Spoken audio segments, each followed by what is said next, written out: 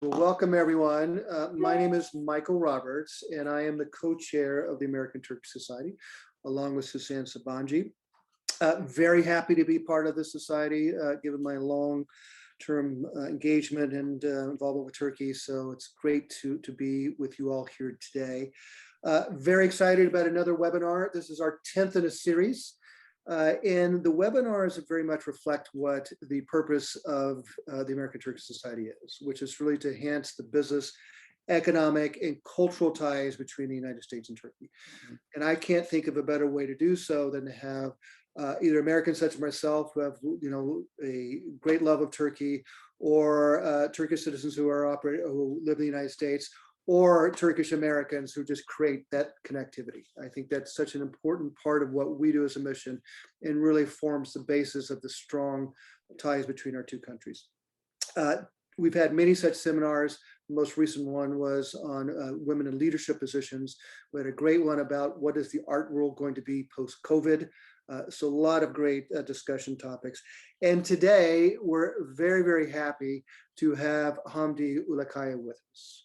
Now, probably like you during the lockdown, my greatest treat was going to the supermarket. Now, I used to hate going to the supermarket, but during lockdown, it was the only thing I could do. And every time I went, I was given a list of things to buy. And very prominent on that list was Chobani yogurt. In particular, Hamdi, the coconut and the peach. Now, I would go to the store, and I had also a list usually consisting of buying more toilet paper and paper towels and such. And often the big dilemma is I would run out, I would go to the store and I would get the toilet paper, but I couldn't find the coconut Chobani. And so I was always tasked with going home explaining to my wife how I couldn't find the coconut Chobani, but I could find the last roll of toilet paper. So that just tells you what an impact that Chobani has had on all of us, certainly my family, but certainly for everyone who's ever had the great joy of tasting your products. And this is a company that really has not existed that long. I think, as Hamdi will tell us, he created the company in 2005, bought an old craft factory with an SBA loan, a Small Business Administration loan. And 2 years later, starts up this wonderful company and immediately has success. And that is extraordinary, has completely disrupted the yogurt industry. And I know many of the companies have been in their offices and they all talked about the Chobani effect. And that has been an extraordinary effect and something to be extraordinarily proud of. And I think in doing so, Hamdi has really changed the way that business is perceived, certainly in this industry, but in other industries. I love it. For anybody who has the opportunity, go to his TED Talk on the anti-CEO playbook. I have CEO in my title, so I learned a lot from it myself, Hamdi.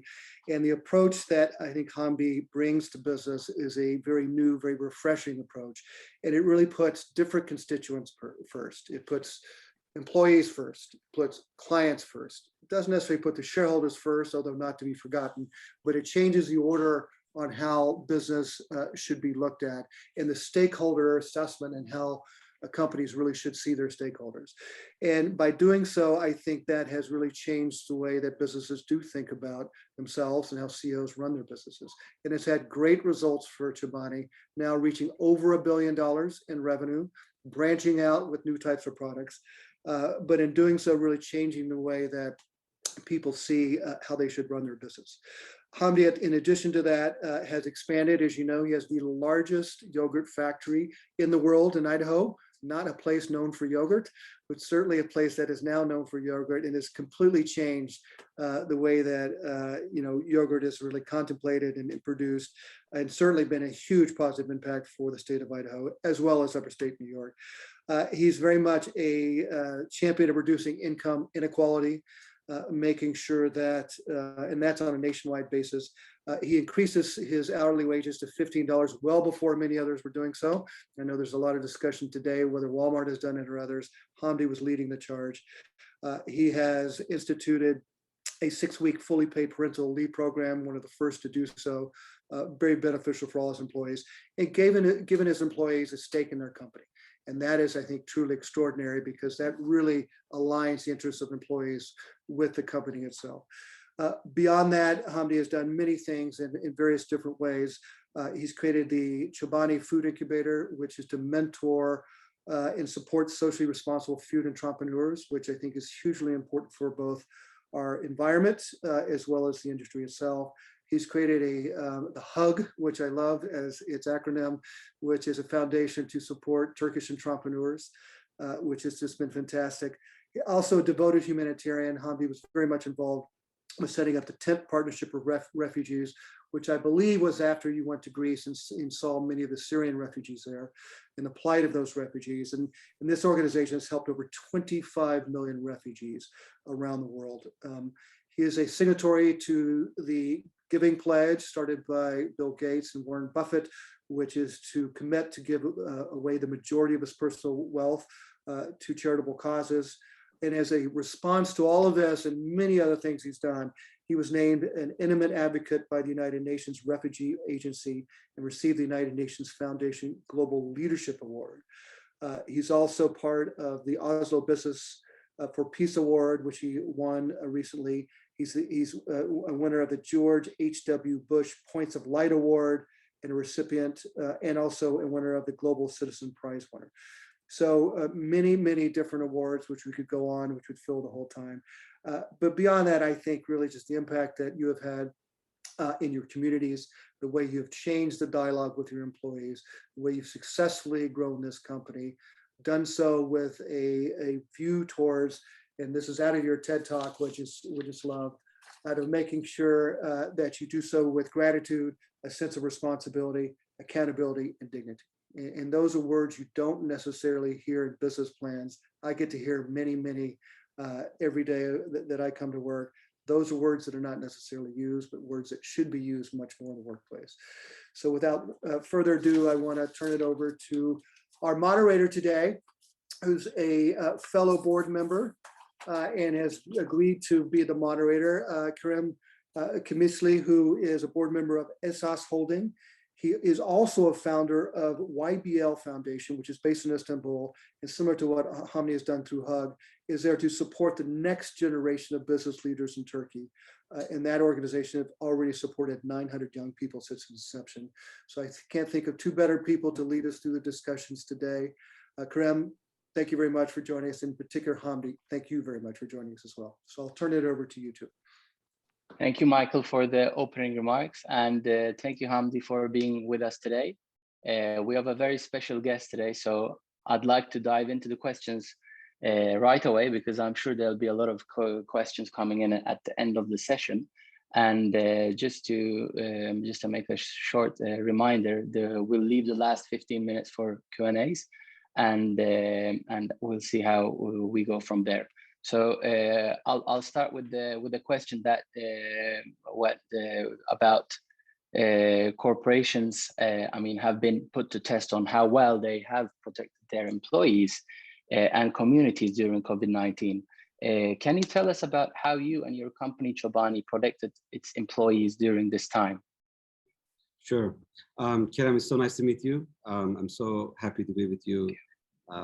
And Michael, you're so generous. Thank you for your kind words. One thing you forgot to mention, I'm a big Fenerbahce fan. So that's the I would like to go first. Before I got this, I got that.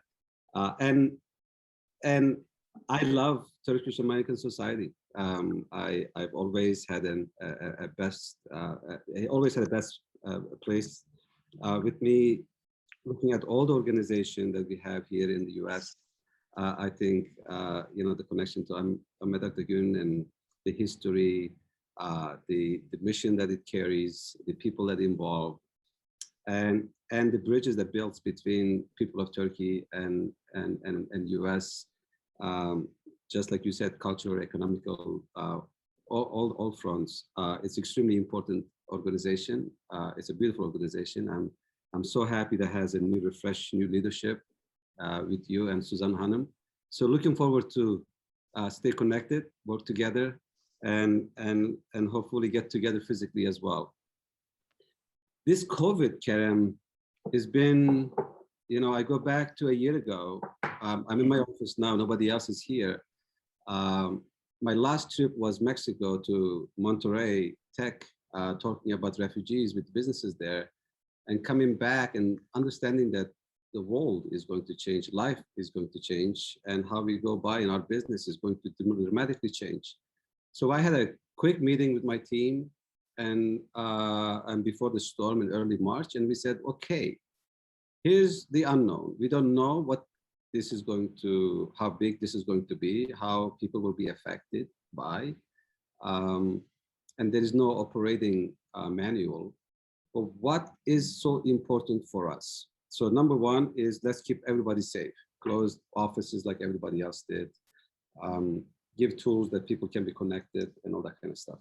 Second is continuity of our business. So we must continue to produce these beautiful products. We have to find a way how, and have to find a way how we do it safely.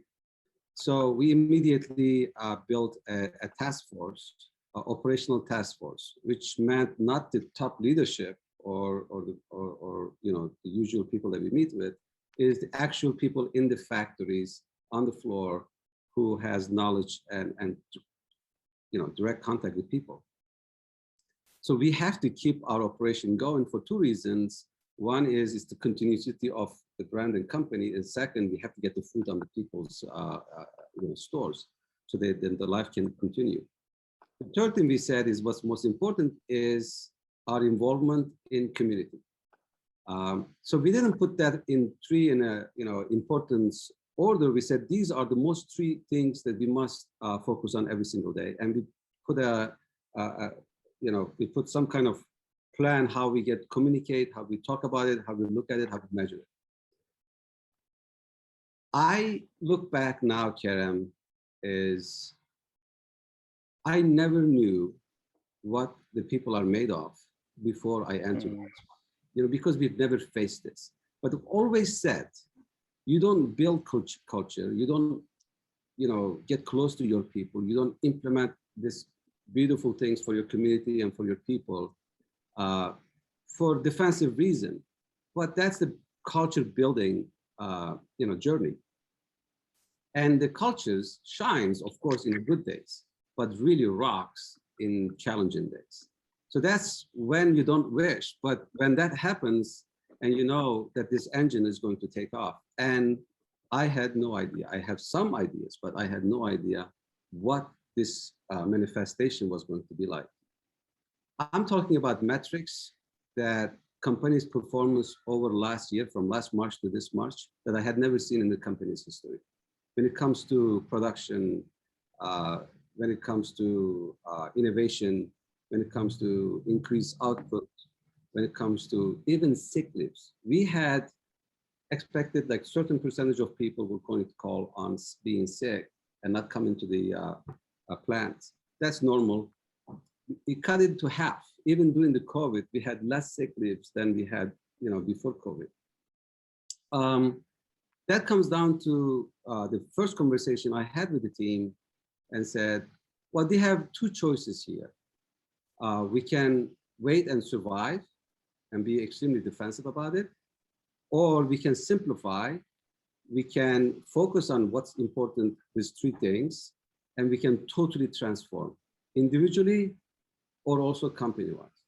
Because you don't ask for these challenges to happen. You don't want these things to happen in society, but these are change-making moments, dramatic moments and times that people are so open to make transformational changes. And I said, let's not waste this time. Let's continue to walk, even though it's foggy and the visibility is very less.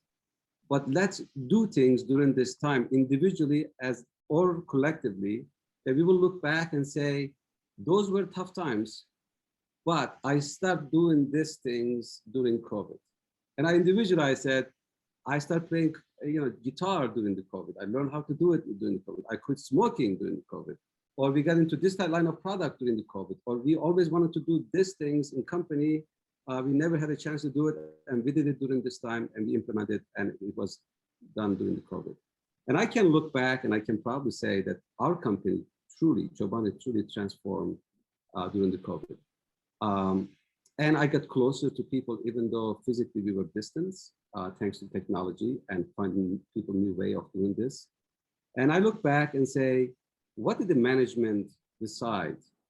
They really didn't come up with any solution, Kerem, except they became so close to people.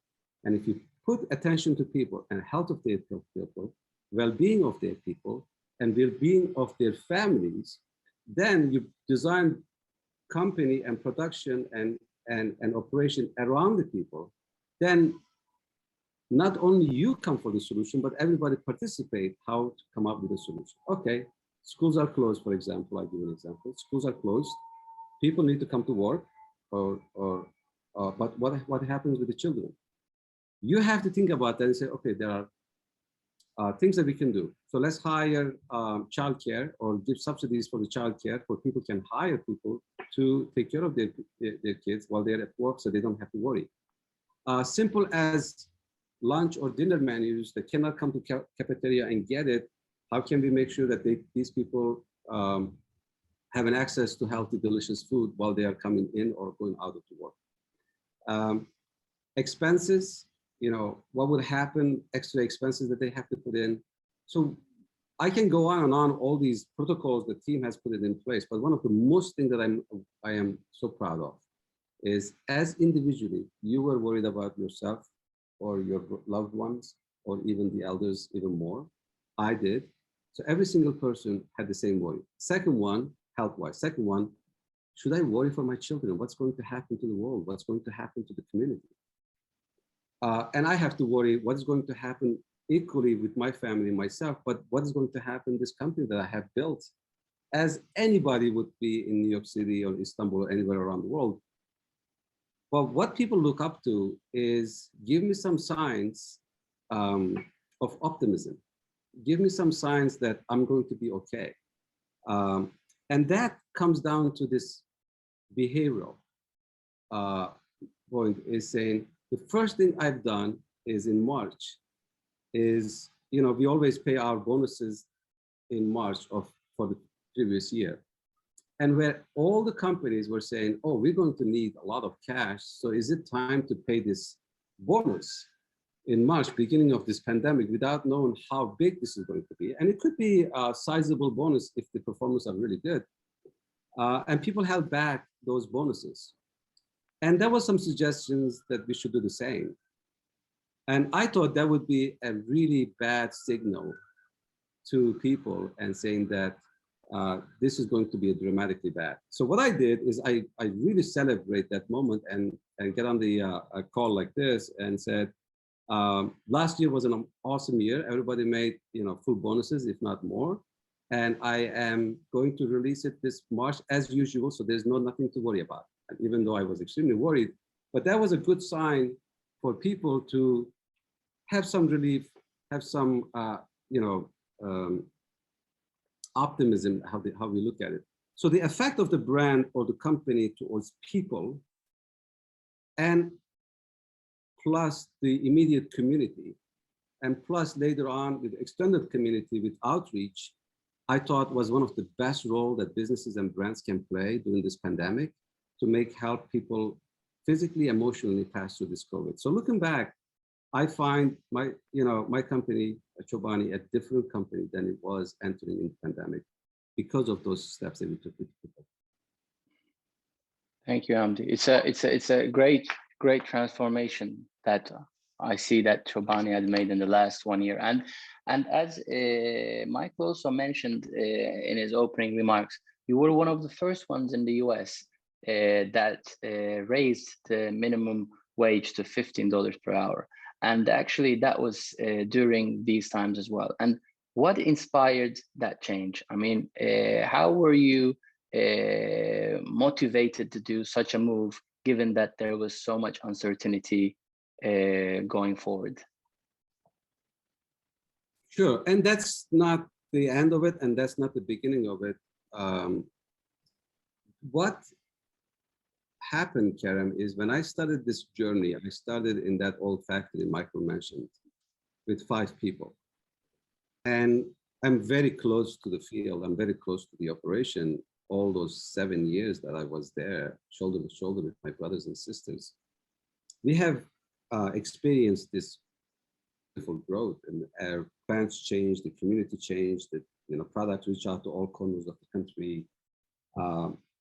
People were talking about this dramatic success, but I didn't think it was successful until people in that plant working day and night every single day make this happen felt like it was success directly affecting their life. That's not a success if they are not making the week, or they go to ATM and they get overcharged because there's not sufficient fund and they get $25 banned by taking $10 out, or their children is not eating well, or they have to think about getting another work so they make the end of the week. So that's not a success. You have to be able to see it. And it's a pure math, really. It's just, you look at it, it's a pure math. But the second part is, in my experience, and I'm from, Erzincan on the east part of Turkey, and I come from a tribe, a Turkish tribe, where we were in the villages, going to the mountains, making cheese and yogurt and coming back. The world of business was so distant from us.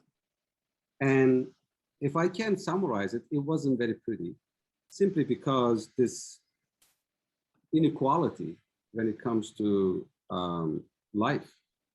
And I never thought of myself being involved in business until I moved to US, and I saw a different part. And me, myself, my family, we were small cheese producers and farmers, but not necessarily I would call ourselves, we were businesses. And I have never had a business experience in my life. I never went to business school, or I've never been to the environment where there are business people. So for me, the observations, when I saw this commerce and the way the commerce is in upstate New York, and I thought that's something I could do. This is something that is not distance from me. My goal was, when I started Chobani, is I don't want to be the person who I grew up not to become like. So my first reaction was, the people who closed this factory and left this community and left these people are the similar behaviors what I see the businesses do when they look at their expenses and spreadsheets and cutting costs without recognizing, acknowledging what community and people will suffer as circumstances, as a result of this. So my idea was, I will not operate the way that the company who closed this place. I will operate a completely new way, and I just don't know what that is. So the number one rule on that one is the factory workers, people who work with their hands, people who are involved and make things happen, is not the one who was going to be paid pay the price when things, but when things are good, they are the first one to receive it. So how can I make this happen? But my biggest question was, every time I make a change, I have to make sure that I can never go back. I will only go further from that on. And I many things, some of them from my life experiences, some of them making simple conversation with the people I'm in, and some of it is the people that I get inspired from the others. I'll give you one example. When I had my first boy, my son Aga, I saw how dramatic experience that is for a mother and even for me. Emotional joy, at the same time struggle, being able to sleep and get used to. And the third thing is worried about what will happen at work. So when I came back 2 weeks later to work, I asked our team, people team, I said, what kind of, parental leave policies we have? And she said, we don't have one. And this is 7-8 years after I started Chobani. And I was shocked. I said, so what happens when people have babies? They said, well, there's a state, program that they can have a benefit of, but that's only pays 75% of what they get. But the father needs to come back right away. They don't get that kind of benefit. But the mother, sometimes they come early because they have to get that paycheck. And I thought that was one of the most unhuman things that exist, that we disrupt this joyful moment, we don't help and we don't participate. And I don't think that will help the business either. So immediately after, we made a study that the 99% of manufacturing businesses in this country has zero parental leave policy. And I thought that was just unbelievable. I think the conditions on Turkey even better than this. So we immediately implemented paid parental leave for mothers and fathers or couples, both adoption or natural birth or any form of new family members arriving. And then I said, we have to make sure that people who are taking this are, they are taking this with a very free worries, meaning we have to put a plan in place when they're away that they don't have to worry about coming back to work, thinking that their space will be filled with someone else. So there's this a beautiful communication style we can do to keep them in ease. And I said, let's go make some babies. And people took this literally, and a lot of people made a lot of babies. But what it did is when you are taking this freedom 6, 7, 8 weeks, and be your family and your newborn one, and celebrate that moment, and knowing that there's a company and people are behind you. When you come back, you want to do more. You want to participate more, because that's the reason you could enjoy something like this. Absence of that is absolute negative. So why I'm saying this example is I've learned a lot through life that I wasn't aware that I implemented into this. So when it comes to this 15, it's not the end of it, but the math really doesn't work. This income inequality, making the end, it just doesn't work any other way. And when we implement 15, our average is actually 19 in the plant. 70% of the people at the company is hourly. And when I talk about this minimum wage, we have very good healthcare plan. We have bonuses quarterly. We have, on top of it, certain programs that come in.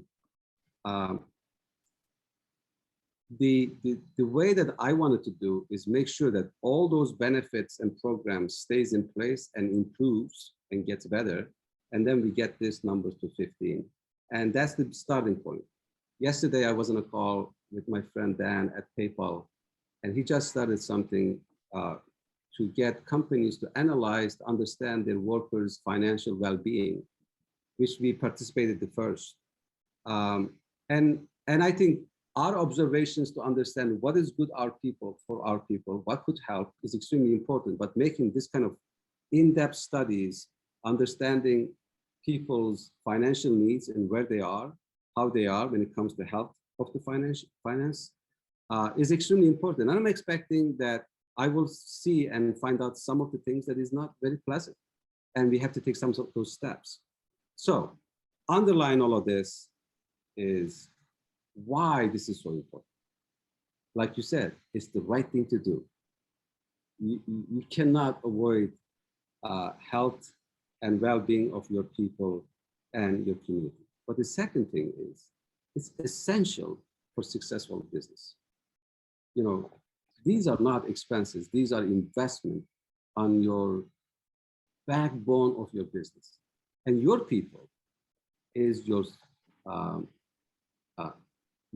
most critical advantage in any scenarios, including when you have challenges like COVID. So you want to make sure that that is number one, your priority. And that's what I tried to do from day one, and it worked out perfectly for us. During the COVID, before COVID, and what we are facing right now, all the credits that if we did anything right, above average, break any records, is all because of the people. You have this powerful force that unites on this culture, and it works like a clock when everybody feels home, when everybody feels like they are counted, they matter, and when everybody's aligned with the mission of the company, and when everybody benefits from success, then it becomes one of the most powerful business platform, business engine to make you successful for long term, not short term, but long. And that's why we look at those things. Perfect. Thank you. And I mean, my next question was, you've touched based on some of them, but I mean, one of the most renowned things about Chobani is its great culture, and we've learned much more about it now, and it's widely known across the country as well. But I mean, building a culture is generally easier in a physical place. And now with COVID, that physical working is changing. And as you mentioned, there's new technologies and people are not there. As you said, you're the only one today at the office. And I mean, I'd like to ask, how did you manage the shift to working from home, given that Chobani also has a major production arm? And how will this shift change the leadership skills necessary to lead a successful business and maintain that great culture? Beautiful, beautiful question. And I'm sure it was in your mind and a lot of people's mind that when we go from physical interaction to virtual ones. I have to tell you something, Kerem. I've never had one single meeting on Zoom before COVID. I've never had it once. I was very physical. I did conference calls, but I never did a video before. So it was new to me and it was new to a lot of people in our company. So, you know, like you said, this happened, now we're going virtual. The good thing is we are 70% in our plants, so that's physical. We're going to be there. The conditions there dramatically changed because we are very social in our plants also. We have beautiful cafeterias making healthy, delicious foods. We get together, we meet, we talk, we find solutions. We couldn't do that also, even if you are in the same place because of protocols. You know what came out of this that I thought is one of the most profound things? Is trust. You know, we had this motion that we have to be on everybody's, you know, back and see if they're doing in some kind of process, you know, to see how productive they are, what they do, what kind of work they do. We realized that when we trust each other, we don't have to watch each other who is doing the work and who's not. Then people come forward even better. People work even harder. People participate even better. So, as I said in the beginning of the talk, Kerem, I never saw productivity as high as possible. Actually, at one point in the middle of the pandemic, we send out a note from the people department, send out a note to all our people and say, you guys are too much in the Zoom. Stop this Zoom shit. You're spending more time on your screen than you are with your family members. Relax. You don't have to be all of these calls. You don't have to, you know, overcall people. And we had to ask them to cut their time in these cameras 30 to 50%. So this way, you don't get exhausted. You're not getting out and you're in the Zoom all the time. So we had to cut it down and force people to cut it down, their participation in the Zoom. Other than creative side, which is filming, you know, advertising making or content making, they couldn't go outside. Every other single things that you can think of on the functionality of the business. I cannot think of anything that we were shortcoming. I really can't. If anything, over-delivered and everywhere. And that gave me some ideas about workspace. So I think what we're looking at workspace, like we have this beautiful office in Soho, and we have one upstate New York, and we have really a great center in Idaho. We're going to give some flexibility of people how they want to work going forward. And there was a lot of learning from us. But I cannot wait, to be honest with you. I cannot wait to get out of this virtual things and start hugging people and get together and talk about it. Nothing can replace that. That's quite an experience, I'd say. I mean, given that there's a lot of people in different divisions working at Chobani, the production side, the HQ side, and then it should be quite challenging. Thank you for the answer. And I mean, another thing that comes to mind is we've been speaking a lot about what Chobani has been doing for its employees, and generally the culture of the company is surrounded around that. It cares about its community, as Michael mentioned as well, its employees. And on the other side, though, there is the financial side, that's the needs of Chobani. So when you said, for example, that you go ahead with the bonuses on March and the minimum wage, etc., that's the employee side of it. And there is a side where there's the needs of Chobani as the company. So how do you balance that need? The employees, the community versus Chobani as a business? Yeah, look, I've always said these topics are not separate from each other. So I can't say, we are this company, we just throwing money all over the place. We find all these functions in a good day, on a bad day, is essential for business and role of business and the success of the business. So there is this idea, I hear you what you're saying. There is this idea of being people conscious and doing the right things, being community conscious and doing the right things. Being, like Michael said, stakeholder-centered company. Does that goes against, shareholder profits, cash needs, and all that kind of stuff? And what I'm trying to say, it's not. And there is one simple details in there. If you truly mean it, if you truly embody it on every function of your enterprise, it's not a check the box type of things.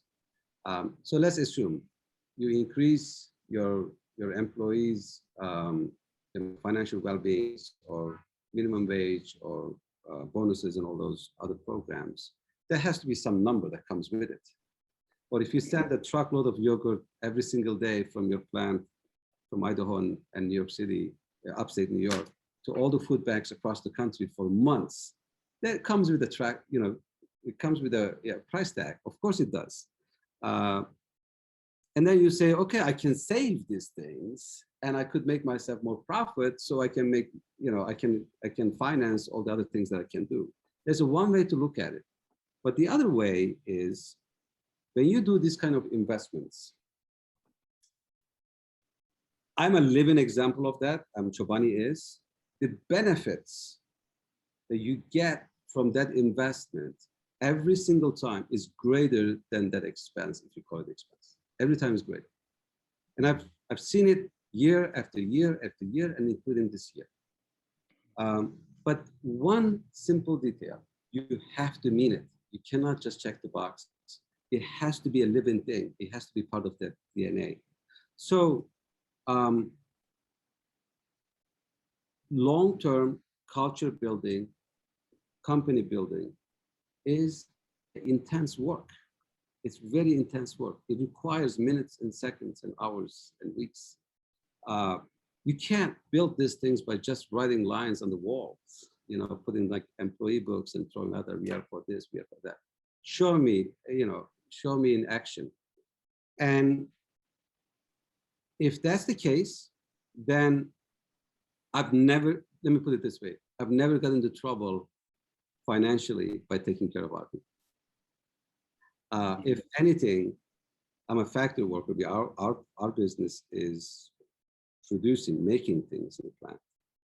Our people will find a way to make things happen better than anyone before. Our people will find a way to make it happen more productive than anyone you can think of. We got into this oatmeal, for example, just before pandemic. The timing of coming up with the product, figuring out the engineering part, ordering the equipment, installing it, designing the brands and putting in the marketplace and doing the sellings. Usually it's a 2-3 years process and a technical CPG. We did it in 4 months. And we're going to be a #1 oatmeal in the country. And we still, during the pandemic up to now, we have almost 99% fulfillment rate because of that. All of that goes to people and how much they put their heart and soul into it. What kind of price that you're going to put in that time saving? We create hundreds of millions of dollars of sales with oatmeal now and creamers that would take 2 years to do it, and we did it in 4 months, 4.5 months, which is impossible to do. What kind of price tag you're going to put in that? And it doesn't matter how much I push, how much I, do all that kind of stuff. People are not going to move any faster than what usual norm is. So there is this type of magic happens that you are going to have a hard time to put it into some kind of spreadsheets and what kind of benefits we get from it. But I come to this conclusion way before, and I always believe, and this is the world that is going when it comes to, conscious capitalism, or you call it stakeholder capitalism. That is called impact capitalism. because absence of those attitudes is not working. It's not working for companies, it's not working for societies, it's not working for individual, ordinary people. And this pandemic made it so clear that we have holes, big holes, ugly dark holes, where business can really perform to fill them and move the society forward. Now, if you don't do it, people will not buy your products going forward. That's very clear now. And if you don't do it, people will not come and join your company. You know, smart, energetic, young people out of universities or ready to go get into workplace, they're not going to come and join those companies who are not answering these calls. So do you have new choices as a business person to get involved with this? But my point is, this is the better way to do it. This is the faster way to do it. This is the most innovative way to do it. And most importantly, this is the most joyful way to do it. So let's do it this way. That's a good one. That's a good one. And given our time limitation, we have approximately 15 minutes left. I'd like to move on to the Q&A side. We have some questions that I can see that are actually very relevant to what we've been speaking about, and I'd like to start with one of them. And we know that Chobani also has a retail side of. Myself been to one of them in Soho in New York, and it was a great experience with a great offering. And the question goes is that can you talk about the Chobani cafes, and more so, was this a part of your plan for community outreach, because those retail spaces also reflects the culture and the community that Chobani has built? Would this be a strategy that Chobani will expand on? And also, and additionally, that I'll add, how did you manage the retail business during the COVID time? What a great question. In Soho, Chobani Cafe is very, very soft side of me. I love that place. I designed it with the team. I go there a lot. I spend a lot of mornings with my son there before he goes to school. So it's a very special place. I did not have the view of making this retail business expanding. I just wanted to open that one because people know us with what they hear on TV or social media, or like Michael going to store and getting a cup of yogurt, but they had no physical interaction with us. So I wanted to have that physical interaction, and that's why I built that cafe. Second part, I wanted to use it as innovation hub, where I can try things and see how people are react, and then I can launch it on the other side of the business. We never had the view of getting into retail business. I'm involved with another company called La Colombe. It's coffee shops. I don't know if you know, it's beautiful coffee shops, and we have retail shops, and that's a whole different animal. It's a whole different knowledge, way of living, way of working. And I don't think Chobani, we are, we don't know that much.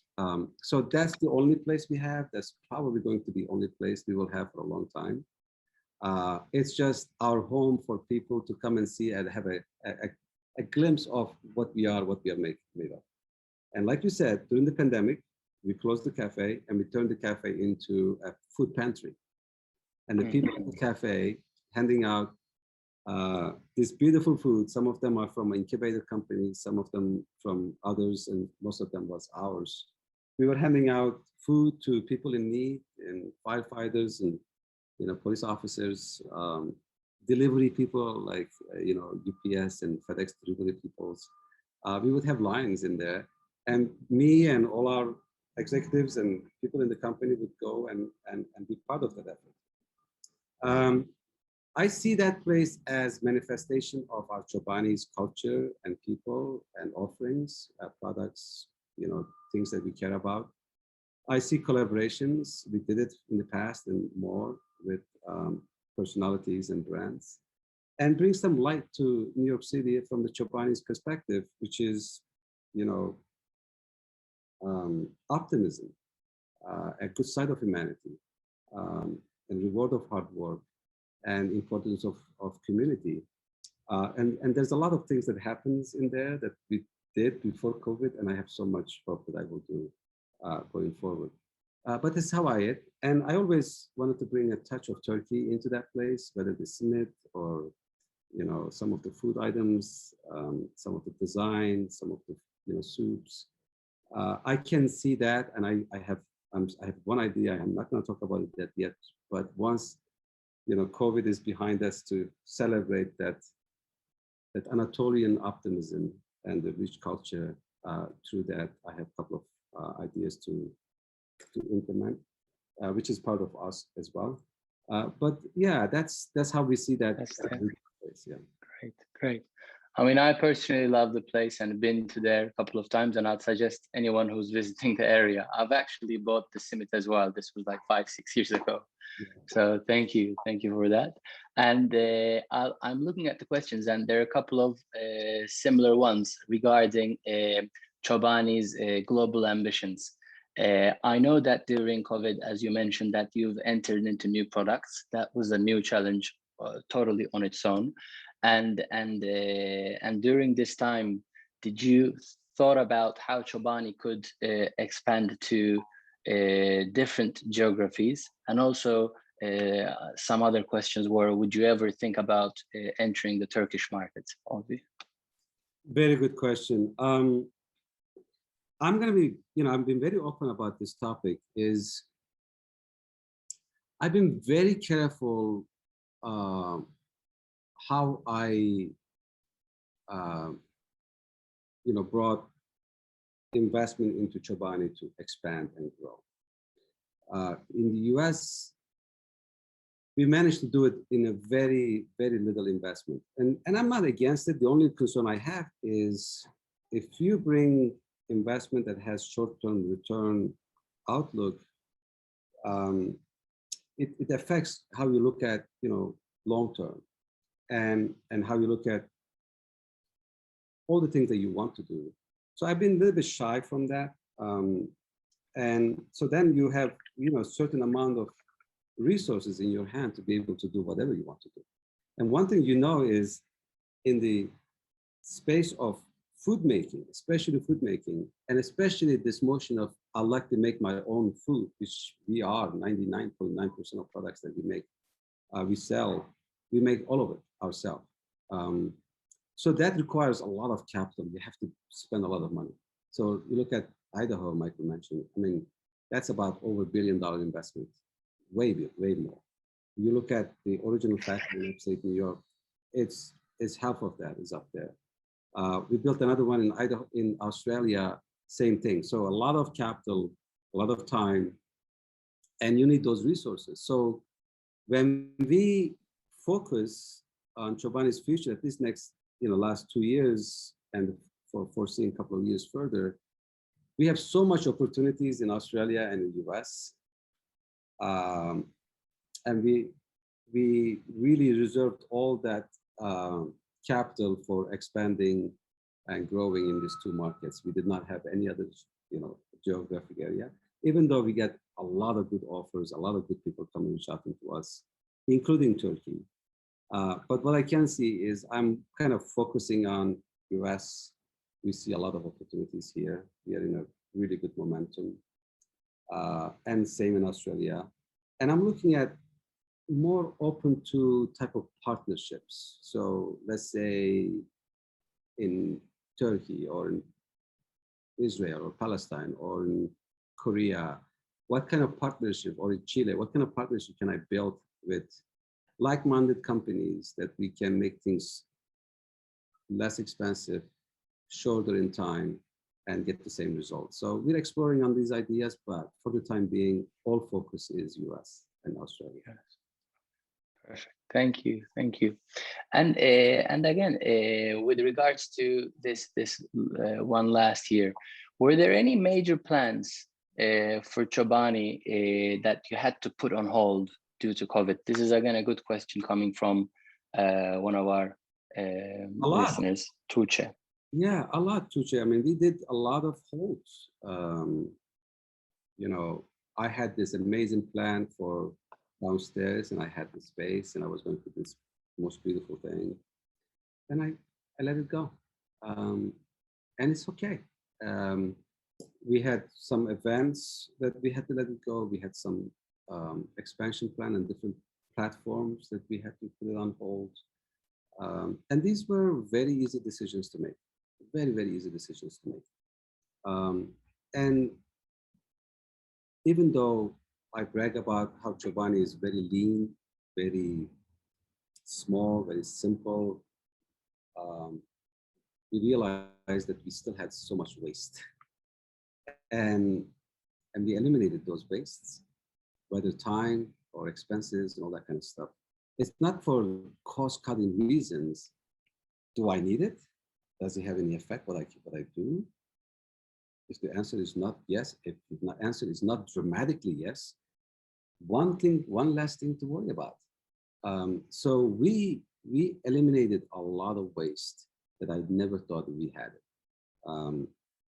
But there are certain things that we used to do that I'm so looking forward to do it again, that I thought extremely important for business, extremely important for culture. And physically it was impossible to do. And the attention that we've given to what matters the most, those three things, people, continuity of the business, and community, we thought those things can wait. And we're so looking forward to getting back to them as the world gets back to normal. This motion of not being rigid, like in Turkish, we say, be like water, su gibi ol. Obstacles always comes, but how do you get around them? How do you find a way to continue?